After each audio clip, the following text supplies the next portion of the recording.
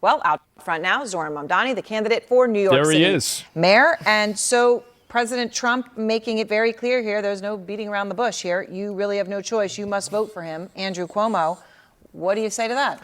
Look, this is something that we've been speaking about for months. We've known since the primary that Andrew Cuomo was funded by the same billionaires that gave us Donald Trump's second term. He denied that then. He had a phone call with... I think this is true. I think it's very obvious that Andrew Cuomo is the... Like, if you were going to look up in the dictionary, establishment Democrat, it would have a picture of him. President Trump trying to coordinate to stop our campaign, he then denied that. And even just until these final days, he denied that he was Donald Trump's preferred candidate. But now it's written out for the entire world to see. This is the man that Donald Trump wants to be the next mayor of New York City. And not because he'll be good for New Yorkers, but because he'll be good for Donald Trump.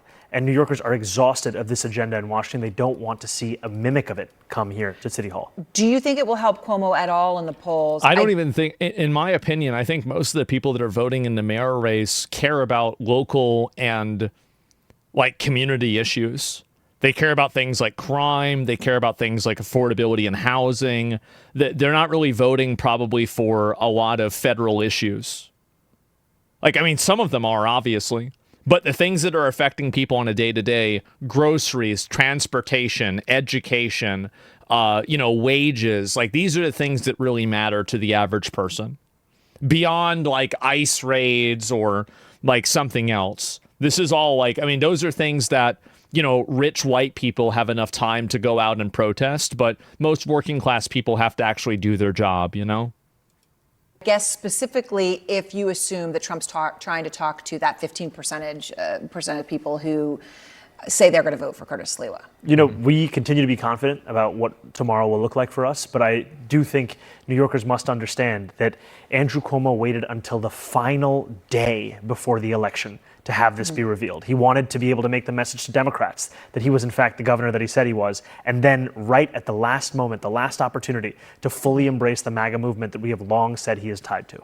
So Trump also posted, so he endorses Cuomo, okay? Then he also talked about you, referring to you as a communist. I believe last time we talked, I don't know how many times I had of him calling you a communist. That's not new. But he said, if communist candidate Zoran Mamdani wins the election for mayor of New York City, it is unlikely that I will be contributing federal funds other than the very minimum as required to my beloved first home because of the fact that as a communist, this one great... See, this is also another way that they can fuck this guy, is that if they control the federal government while this guy is the mayor, and then they just sabotage him by not giving him funding and then also fucking him over in other ways, it will make him look like a terrible mayor and everybody will hate him.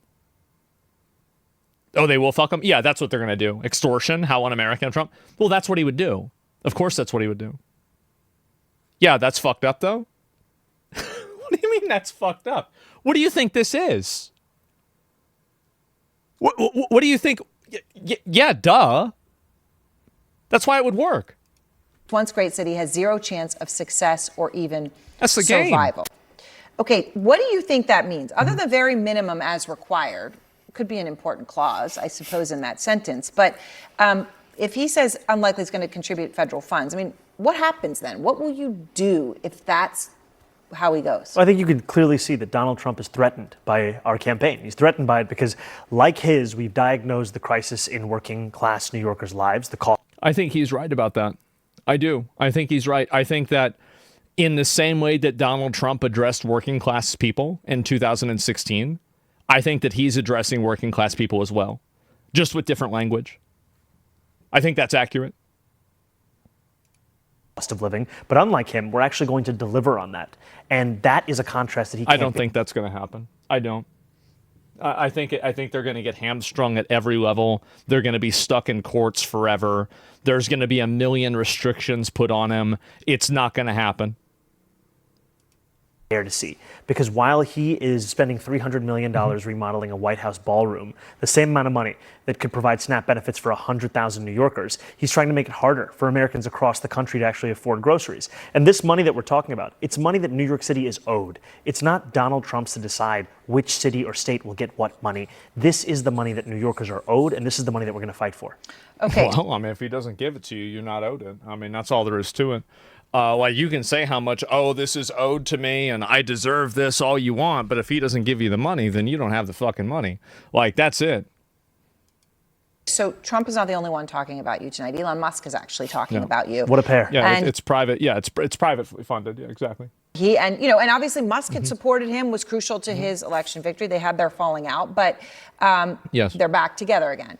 Elon posts about you. Remember to vote tomorrow in New York. Bear in mind that a vote for Curtis, referring to Curtis Sliwa, whom I just mentioned, is really a vote for Mum Dummy, or whatever his name is. Vote Cuomo.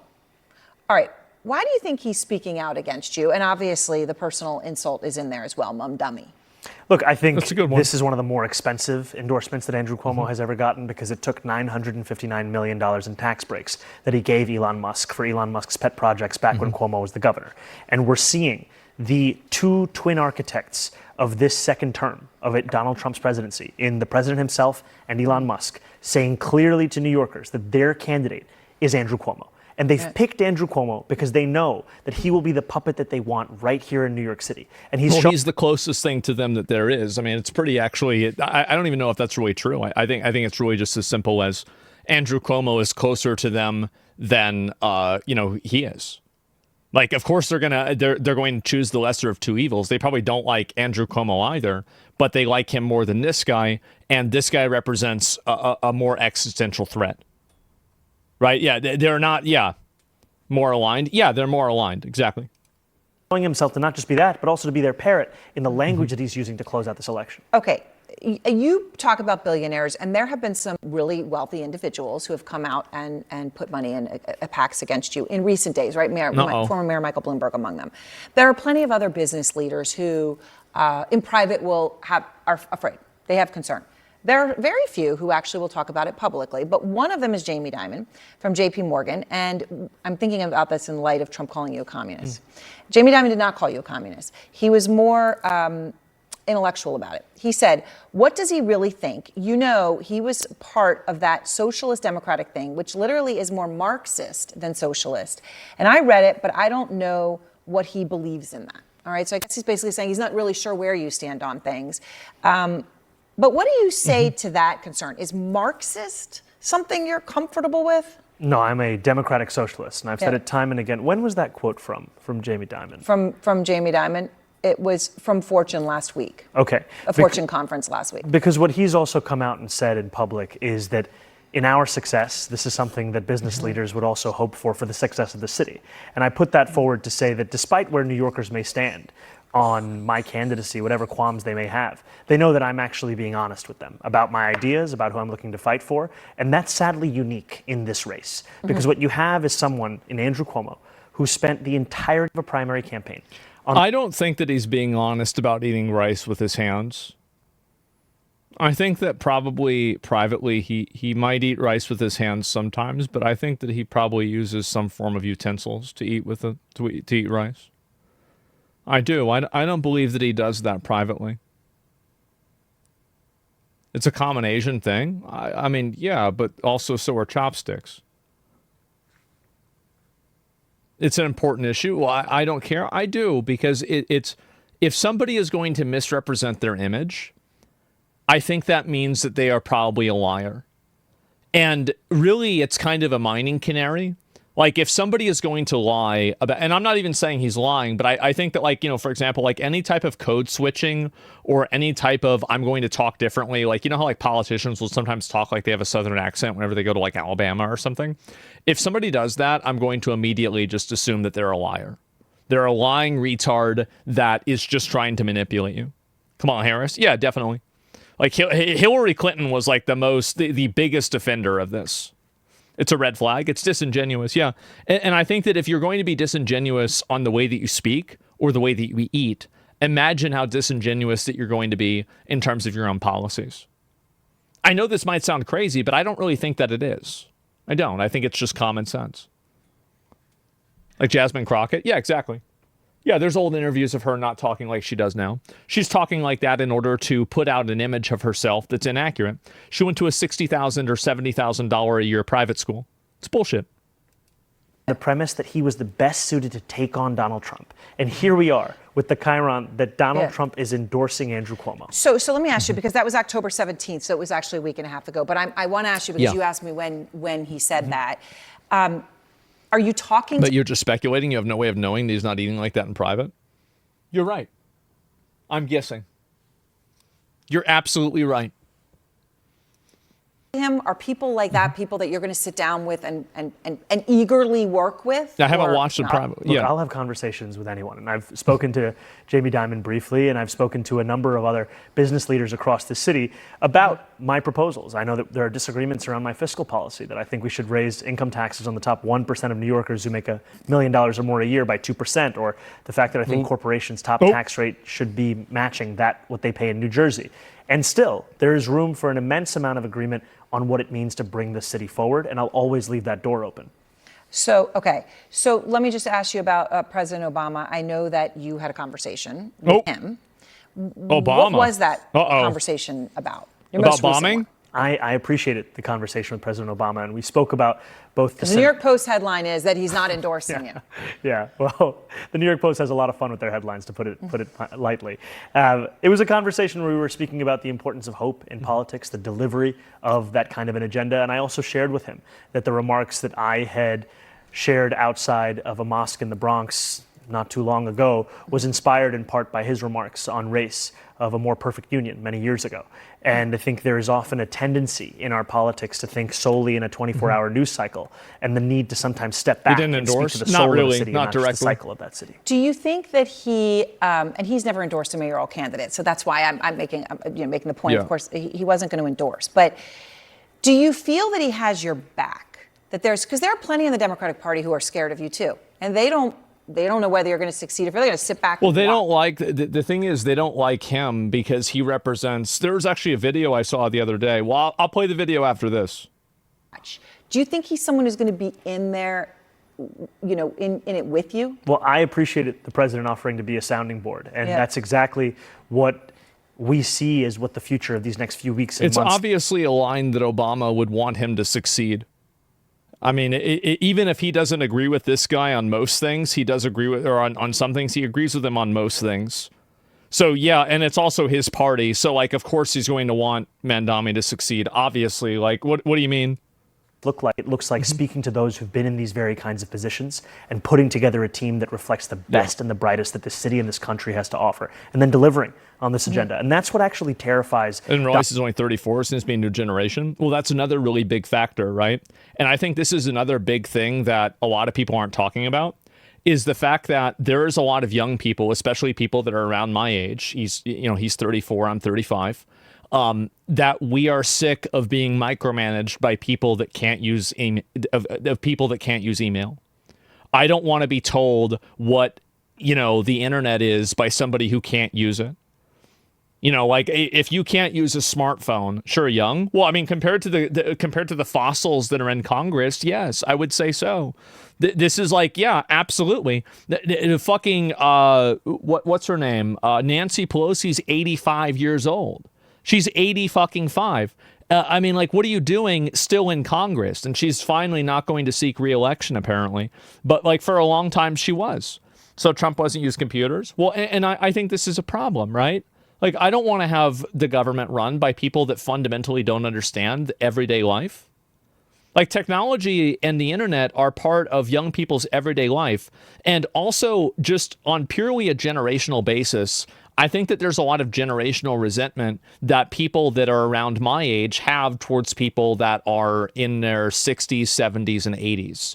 Like, there's a tremendous amount of resentment because there's an understanding that these people grew up inside of an economy and inside of a culture that was, like you could say more homogenous, less extreme and destabilized, and also they had more abilities to like buy things, basically, right? And so that's it. What about term limits? Would that solve the problem? No, that wouldn't solve the problem. The problem is that I don't want to just replace somebody with a young person just because the person's young, but these are confounding variables. And I do think the fact that him being a lot younger than these other guys does play a huge role in it. Because a lot of candidates don't have, a lot of young people don't have any candidates they can really relate to. And whenever you have somebody who's 34 that understands what the internet is, that's, has a Twitter account, used to be a rapper, like, you could say it's stupid, but that it is also, it's relatable. And that's the issue. Campaign financing is a problem. Yeah. Do you see kind of what I'm saying here? Is that there's a lot of people that are finally like, okay, finally now it's our turn. And by our turn, I mean, it's the turn of the people that are younger to be able to take office and make decisions for the future, rather than have decisions made for them by people that are going to die in 5 years. Donald Trump and Elon Musk and even Andrew Huge Cuomo factor. the most. Mega it's their factor. fear that we will, in fact, accomplish the things that we have campaigned on. And that's one place where they're actually right. All right, Zoran Mamdani, thank you very much. Obviously, we're hours away. Yes. Hours away here. Are you ready? Do you expect it's going to be a big night for you? I'm Not hopeful. really. I'm confident, but I'll never be complacent. But look, if people want to vote for Donald Trump and Elon Musk, they should vote for Andrew Cuomo. If people want to vote for change, they should vote for me. All right, Zoran Mamdani, thank you very much. Last time I voted for change, he changed his mind. We'll see what happens. I don't have a big lot of hope on this one, okay, guys? And let's be real. But yeah, remember that? And he's a good speaker. Oh, he's a great speaker. He does a very good job in interviews, and I think he's very talented as a politician. I think that anybody could acknowledge that. What does that have to do with running a country? I understand the resentment. What it has to do with running the country is that if you don't fund, like, if you can't use and understand the internet, AI, and technology, you fundamentally don't know where the world is going. On just a very, very basic level, you don't understand modern life. So whenever you have somebody who's making decisions that, in my opinion, does not understand modern life, you've got a big problem. A huge problem. You're out of touch. Yeah, they're out of touch. It's that simple. I'll link you guys the video. But that's why you get people who do well, like in politics. Yeah, sure. You mentioned Obama giving a speech about race and hope, and that's a highlight criticism I had for Obama. Everybody forgot about Occupy Wall Street and started focusing on race and identity. I'm not a fan of race-based politics. I think it's very problematic, and I do think that it will lead to white people using the same identity politics that minorities have been using. It's very obvious this is what's happening. It's already started happening, but it's just going to continue getting worse, in my opinion, is that you're going to have more and more white people weaponizing and using identity politics in the same way. Okay. In the same way that, Jesus. Okay. I forgot what I was going to say. Give me a second. What the fuck was it? What was that? Jesus. Oh, right. I was going to play a video. That's right. Okay. So, anyway, let's see if I can find this. Yeah, here we go. This is also another very big factor. Watch this. My name's Frankie Stocks. I'm a reporter with the Stu Peters Network. I would just love to ask you a quick question. I'm trying to ask every representative I can. Go for it, Frank. That is, do you care more about the American people or Israel as a member of Congress? I don't think they're mutually exclusive, Frankie. Can you elaborate? They're our best ally. Are they? Who do you care about more, the United States or Israel? United States or Israel, sir? No answer? Should we put you down for Israel? Who do you care about more, the American people or Israel? It's an easy one. American people or Israel? You don't got to fake a phone call. American people or Israel? Man. Who do you care about more, the American people or Israel? The American people or Israel, sir? Just answer the Who question. do you care about more, the American people or Israel? What a stupid question. No, it's not. I want a politician that says, I care about the American people more than any other group of people in the entire world. And I will fight for their interests over the best interests of other people because they elected me. That's what I want my politician to do. Because I want him to be an advocate for me. Not for Nigeria, not for Israel, not for Antarctica, not for Australia, but for me. That's it. It's an instant question. It's an instant answer. Instantaneous, without even thinking. The question is easy as an American. If you don't answer to that, it means that you're compromised at a foundational level. Exactly. No answer? Look at these fatties selling out for less money than kids would get to do a Fortnite sponsorship. Isn't that embarrassing? Like you have 18-year-olds, 19-year-olds that are professional Fortnite players that refuse gambling deals for more money than these politicians are selling out the entire country for. It's pathetic. Really, it's pathetic. And Israel is one of our strongest allies in a part of the world where people are trying to harm us, and I think they need our support. So should the U.S. continue funding Israel? Despite their links to $14,000. And in my opinion also, by the way, I think that a lot of these people already had these viewpoints, and then these Israeli lobbies just simply boosted the voice of the people that already had these viewpoints. Like, I don't think that a lot of them are necessarily being paid to say this, but they might know that they will stop being paid if they don't say this, but they basically just found people that, you know, already had this opinion, right? 9/11, or their attack on the USS Liberty? Oh. I mean, we have American citizens who are about to freeze to death in Western North What's going on, Carolina. Baldy? We're sending millions to Israel, so... Well, it is a comparison because the money's going out. It's all coming... $115,000. I've turned down sponsorships for mobile games for more than that. And this guy is selling out the fucking country. Can you believe that shit? That is insane. I think that's really like that. There's something wrong with that. There's definitely something wrong with that. From the same people. It's coming from the taxpayers, sir. Who do you care about more, the American people or Israel? American people or Israel, sir? Sir, they're equal? Are you serving Israel or are you serving America? $61,000. Are you kidding me? 61. Really? Okay, so can you answer? I stand with Israel, and he puts his hand on the American Israel flag. Oh my God, what even is this? It says stand with Israel. And he even, he has it right underneath his. Oh my God. Oh, Jesus, bro. Like, now, if I was in charge, if I could do it, all of these people that took money and had dual citizenships and worked in the government to further Israel's interests, you know what I would do? No, you don't, because I'm not going to say it. But I will say this. This is what I would do. I would denaturalize every single one of them as citizens, and I would send them over to Israel. One-way ticket.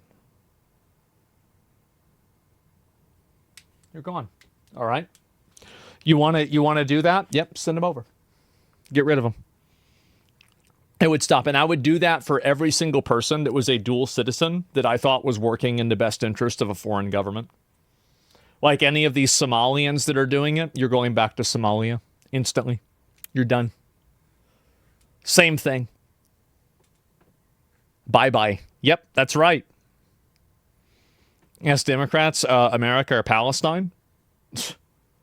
Easy answer. You're missing the big picture. Trump's own son-in-law supports Israel. Yeah. Jared Kushner isn't in office. He's not in office. I mean, I think it's a pretty big difference. Like, and also, by the way, like, I'm not even saying that's good. Like, being Israeli isn't the problem. The issue is the fact that people are elected to office that have dual citizenship that are advocating for and acting in the best interest of a foreign country. Trump's, like, supporting Israel is one thing, but whenever you're taking a bunch of money from them, you also have a citizenship there. You can't even say that you're working in the best interest of the American people over Israel. I mean, we really have a lot of points on the graph here, and you can draw a pretty goddamn straight line. I don't know what what are we talking about here?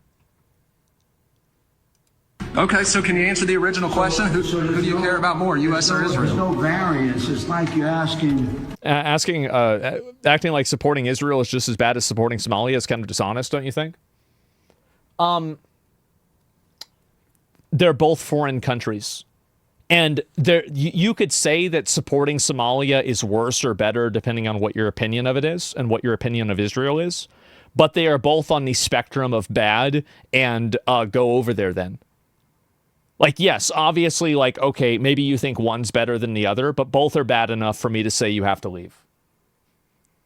That's the way I would see it. How about supporting Ukraine? I think supporting Ukraine is pretty much the same thing. Yeah, if somebody's a dual citizen in Ukraine and they're advocating for Ukrainian interests over American interests, I would say the same thing. Of course. I mean, is that supposed to be like a gotcha? I mean, it's a very simple concept. So can you answer the original question? Who do you care about more, U.S. or Israel? There's no variance. It's like you're asking, you know, do you love your wife more than your daughter? Well, and you said it's a simple question. It is. Do you love your wife more than your daughter? I love the That's United not a States simple more than I love question. this. Who's the priority when you're casting a vote in Congress? $19,000.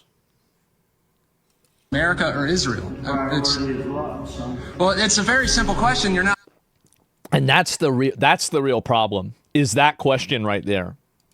When I love this, who's the priority when you're casting a vote in Congress? America or Israel? It's very simple. It's a very simple question. You're not answering it, Representative. That's the big one. $19,000. American people or Israel? American people or Israel, sir?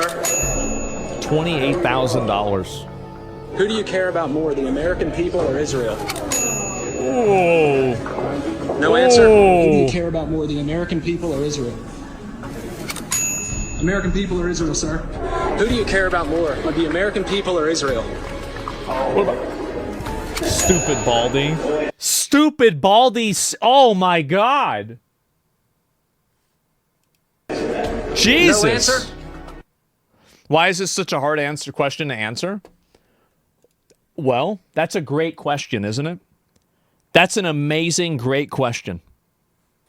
There you go. It's not a gotcha. I just think it's different. Sending Ukraine many billions of dollars doesn't serve America's interest any more than aiding Israel in the Middle East. Yeah, it's not talked about the same. I don't think that really, I mean, like, for example, like helping Israel bomb Palestinians is definitely less of an existential threat than Russia with nuclear bombs. Like us trying to, barricade Russia out from taking over Ukraine and expanding and creating a new Soviet Union is a much more existential and direct threat than Hamas in Palestine.